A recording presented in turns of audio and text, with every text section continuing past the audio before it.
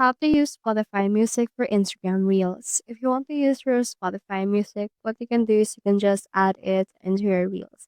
For example, we have in here this song. Just click onto the share option. Then scroll down, and here you can should be able to see in here is the Instagram.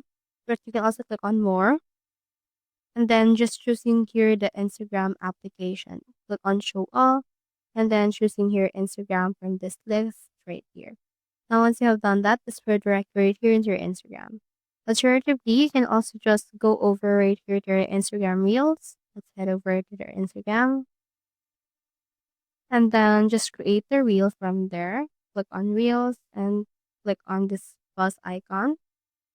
And then from in there, just choosing here the reel that you would want.